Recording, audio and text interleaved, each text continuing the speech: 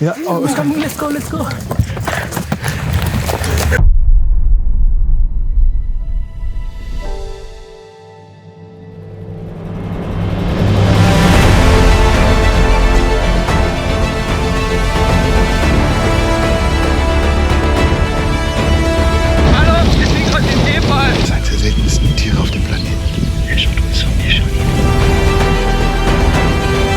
Wenn ich gleich ohnmächtig werde, mach dir keine Sorgen.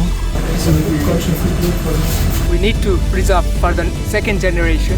I want more and more women in conservation sectors. Animal and people coexist is my wishes. Anything can happen in Nepal.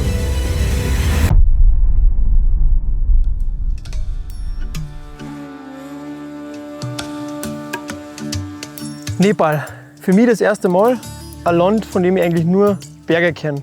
Berge so riesig wie Kathedralen, ultra spektakulär, und habe mir eigentlich gedacht, ich werde das erste Mal in das Land kommen, um da auf den Mount Everest zu gehen. Falsch. Nepal hat auch ein ganz anderes Gesicht und das möchten wir euch zeigen. Wir sind vor allem im Tiefland des Landes unterwegs und hier regiert der Dschungel. Die Demokratische Bundesrepublik Nepal mit den Nachbarländern Indien und China beheimatet über 30 Millionen Menschen, über 100 verschiedene Volksgruppen. Das Land gliedert sich in die Hochgebirgsregion im Norden, das Mittelland und das Terai im Süden.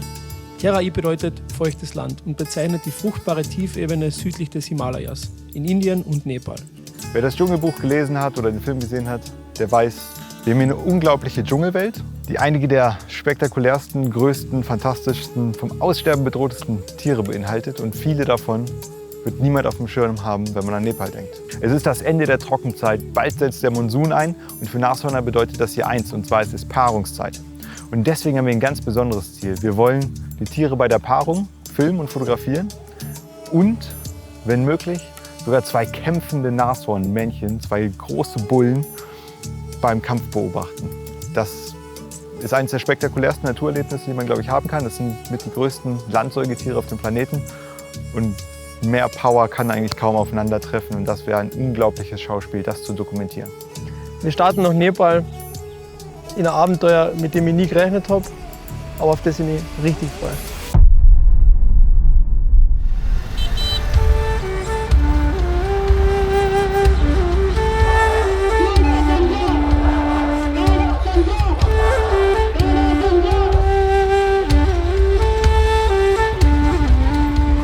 Erstes Ziel ist in Nepal immer Kathmandu, die Hauptstadt des Landes mit über 1 Million Einwohnern. Liegt auf 1200 Meter, für eine Millionenstadt unfassbar.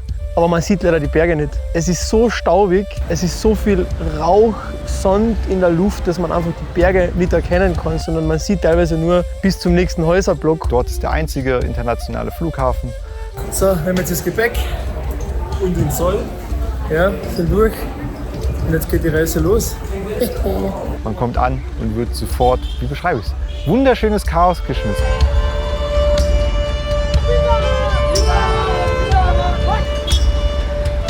Wir sind gerade in Nepal gelandet. Jetzt treffen wir sofort eine Freundin von mir, Salina, Naturschützerin, die für die Regierung arbeitet. Schickt uns eine Nachricht, hey, habt ihr Lust, den Boss der Bosse, den obersten Obertypen der Nationalparks und des Naturschutzes in Nepal zu interviewen? Der hätte jetzt Zeit. Wir lassen alles liegen, nehmen das Nötigste an Kameraequipment mit, raus aus dem Hotel und treffen erstmal Salina, wissen aber nicht, wie wir zum Büro kommen sollen.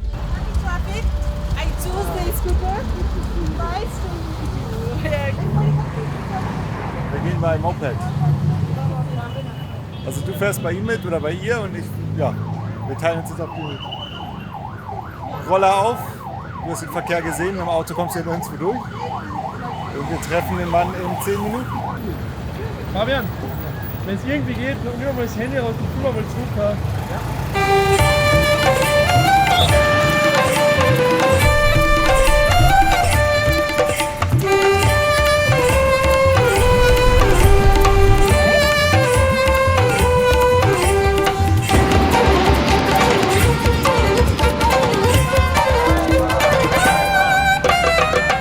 Also es war ein politischer Protest, die wollen das Grundgesetz ändern. Yeah, in our country, in our constitution, our country is federalism. Ja. And they want to collapse that federalism.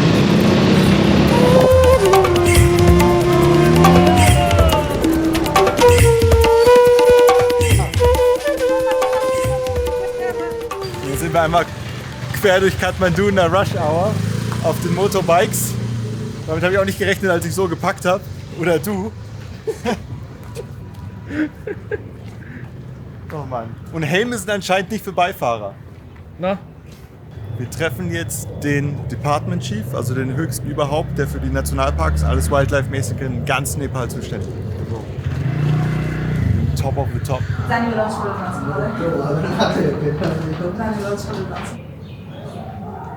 There are 118 ecosystems identified in the country. So out of those, about 80 ecosystems are covered. So still some ecosystems need to be covered in the protected areas, but there are other forms of forest management activities like community forestry or leasehold forestry. They are also conserving the biodiversity. So that's why it's not only protected areas, but other forms of forest management activities, they are also conserving forest and biodiversity. So we do have megafauna like tigers, rhinoceros. So they are also roaming outside protected areas as well in the forest area. So that's why we are taking the whole landscape as a protected area. So we are taking a landscape approach to biodiversity conservation, including protected areas. So between the protected areas, you have forest, you have settlements, you have agricultural fields. So wild animals want to move from one protected area to another. So that's why we are making the corridor between the protected areas so that they can move. So that's why it's a whole landscape, not only the protected areas. Nepal steht hier ganz besonders da, denn als einziges Land, als weltweit wirklich die Wilderei in die Höhe geschnellt ist in den letzten 10 Jahren, hat Nepal es geschafft, praktisch 0 gewilderte Nashörner zu haben. Nicht nur das, die Zahl ist wirklich gestiegen, sie wurden sogar schon herabgestuft, sie sind nicht mehr als stark vom Aussterben eingestuft, sondern sie gelten nur noch als gefährdet. Und allein in Nepal gibt es über 700 Nashörner und 600 davon leben im Chitwan Nationalpark. Also nur richtig, richtig hohe Zahlen. Es gibt praktisch keinen besseren Ort auf der Welt, um ihnen Auge in Auge zu begegnen.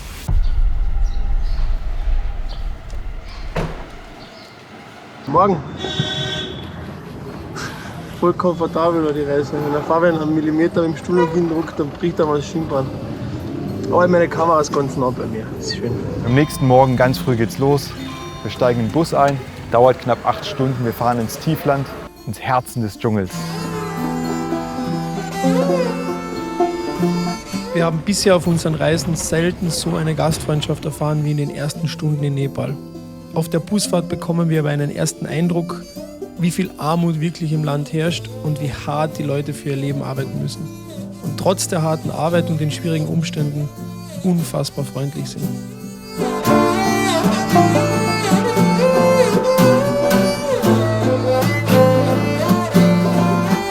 Acht Stunden Busfahrt hinter uns. Und sind hier. Chitwan Nationalpark. Chitwan Nationalpark heißt wörtlich übersetzt das Herz des Dschungels.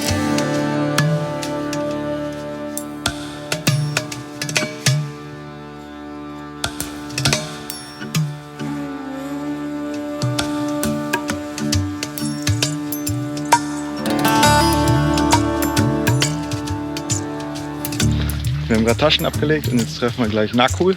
Das ist ein richtig guter Guide, mit dem habe ich in der Vergangenheit schon zusammengearbeitet. Und wir besprechen mit ihm die nächsten paar Tage.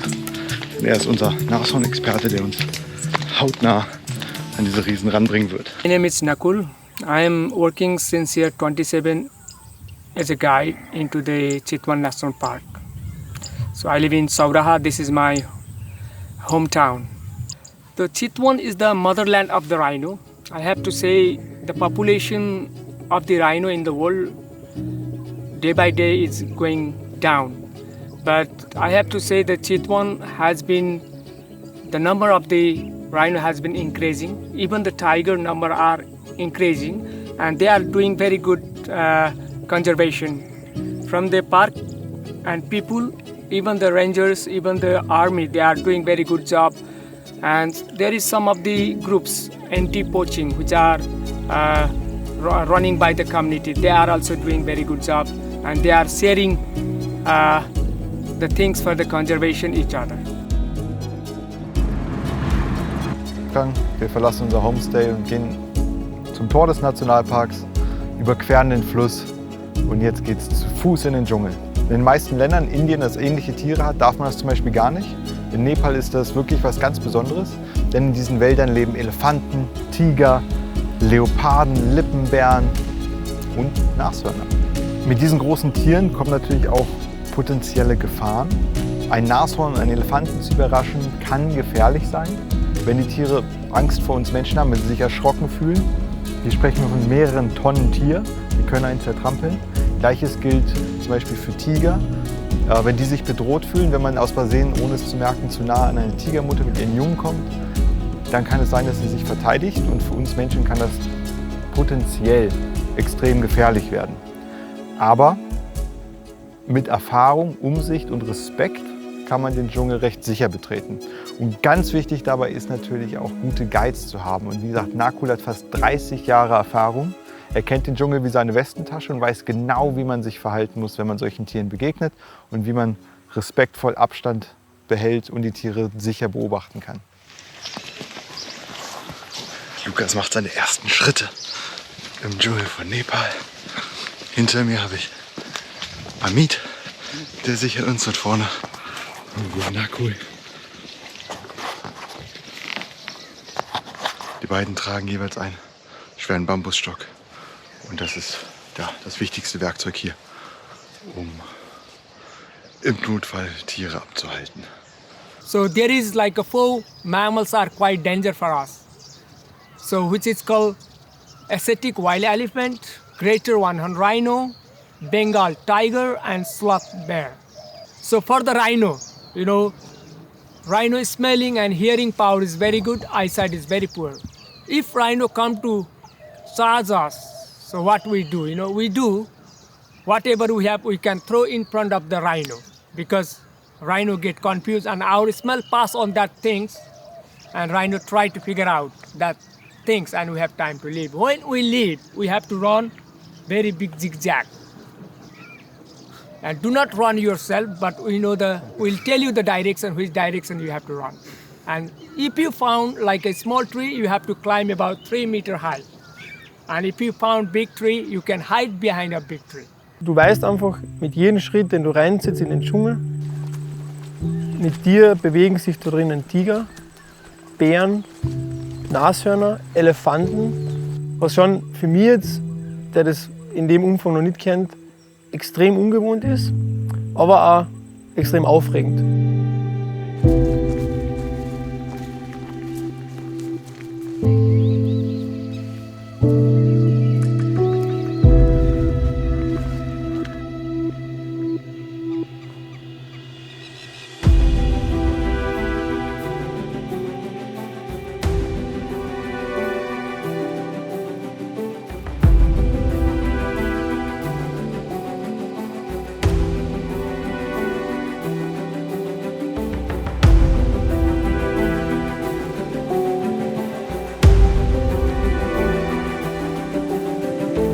Wir bewegen uns jetzt immer weiter dem Mittag entgegen.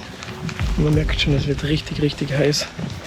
Es ist aber nicht so eine feuchte Hitze wie im Regenwald in Peru.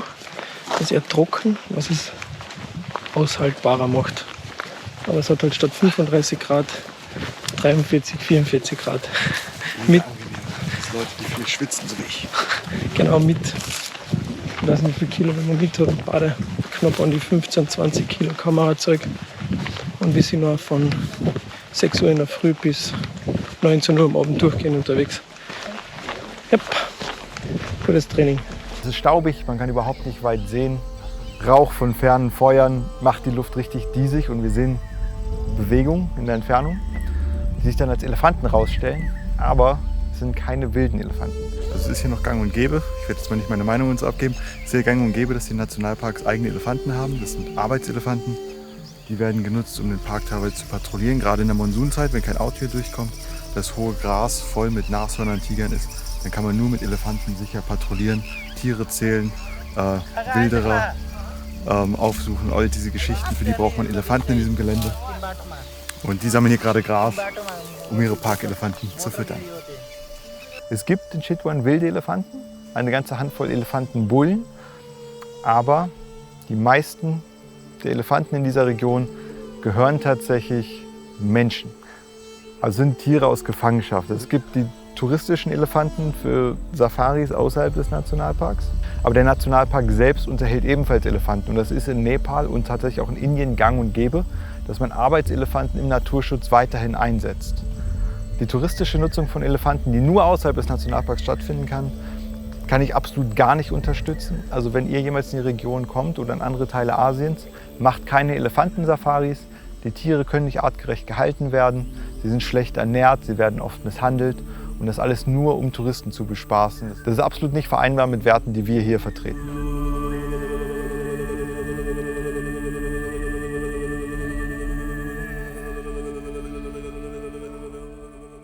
So, Mittagspause ist vorbei.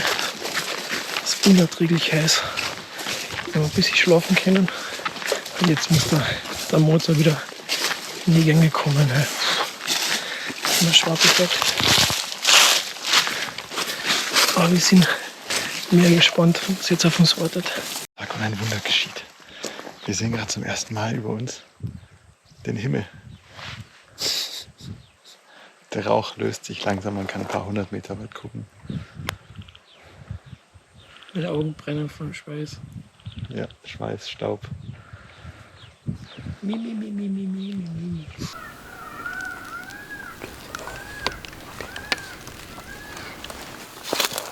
Nakul wird langsam nervös, winkt uns ran.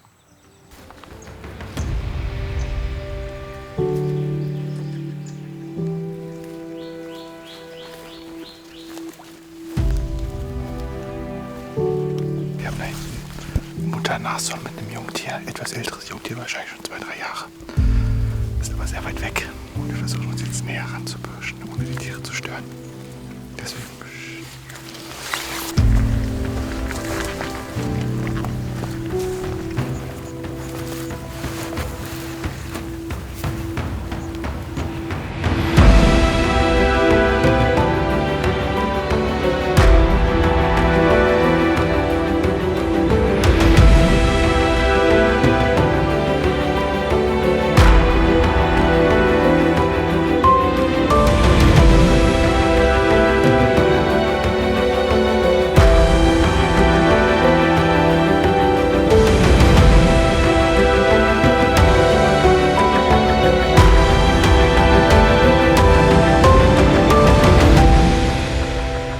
Panzernashörner sind eigentlich strikte Einzelgänger, aber die Jungtiere bleiben extrem lang bei ihrer Mutter. Ich muss die ganze Zeit gucken, weil die können mich hören, auch wenn ich flüster. Also 3 bis 4 Jahre bleiben die Jungen bei ihrer Mutter. Das ist ganz außergewöhnlich lang im Tierreich. Gleichzeitig ist es auch ein Problem, als die Bestände so stark zurückgegangen sind, die Tiere fast ausgerottet waren. Es dauert Jahrzehnte, bis die Zahlen langsam wieder steigen, eben weil nur alle 4 bis 5 Jahre ein neues Kalb geboren wird. Wenn wir uns jetzt dumm anstellen, hier rumhampeln, laut sind, dann können die Tiere aus Versehen, aus Panik in unsere Richtung kommen. Also wenn wir ihnen Angst machen und sie von uns wegrennen möchten, sie aber gar nicht wissen, wo wir sind, und wir sitzen hier mitten im Dandy, also im Rhino-Weg, dann könnten die jetzt echt auf uns zurennen und wir müssen so schnell es geht abhauen.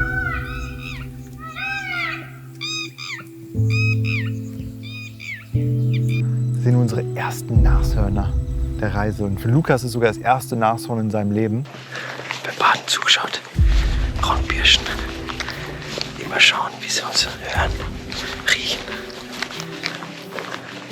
Und dann sind sie jetzt langsam im Wald rein verschwunden. Und es ist schon komisch, wenn du dann nicht mehr weißt, wo sie sind. Ich meine, die werden uns nicht attackieren. Aber die sind halt verdammt groß und schnell. Du willst nicht unter die Räder kommen. War wunderschön. Wie gechillt die sind. Unglaublich.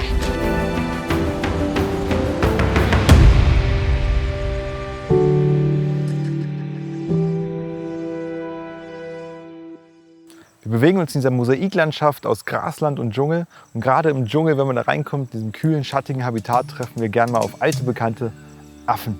Genauer gesagt sind es hier Rhesusaffen.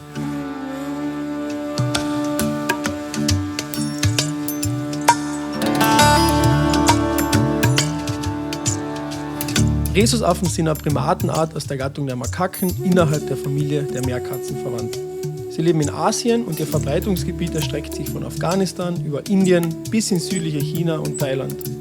Sie sind bei der Wahl ihres Lebensraums überhaupt nicht wählerisch. Sie kommen im Flachlanddschungel wie auch in den Gebirgswäldern des Himalayas vor. Sogar in den Großstädten wie Kathmandu kann man sie finden. Sie leben in Gruppen von 10 bis zu 80 Tieren, die aus vielen Männchen, Weibchen und Jungtieren bestehen. Die Weibchen bleiben ihr gesamtes Leben in derselben Gruppe, die Männchen verlassen diese bei Geschlechtsreife und leben meist hintereinander in verschiedenen Gruppen.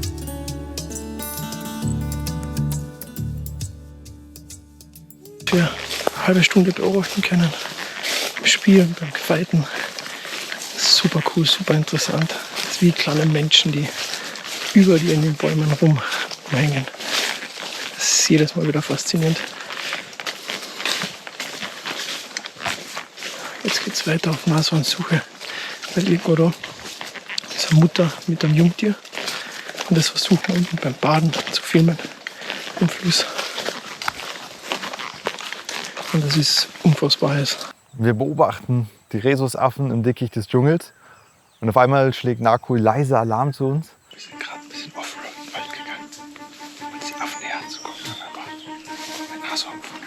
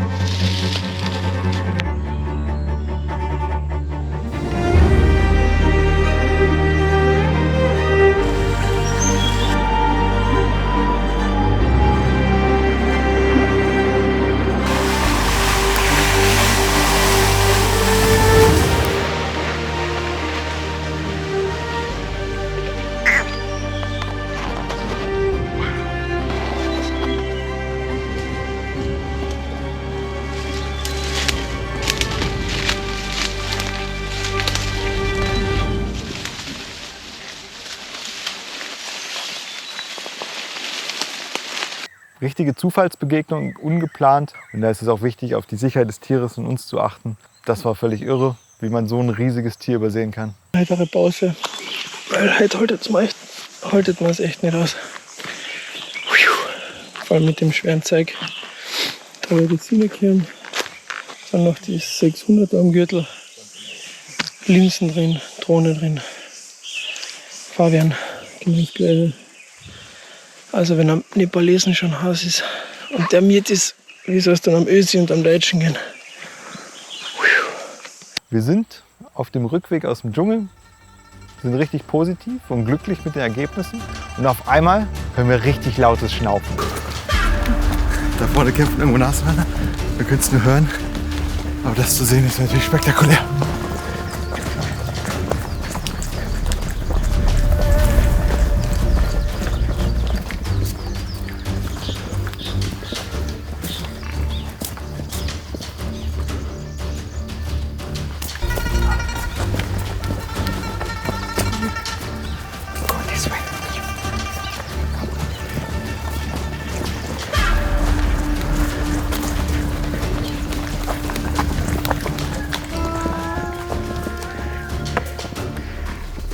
Komm.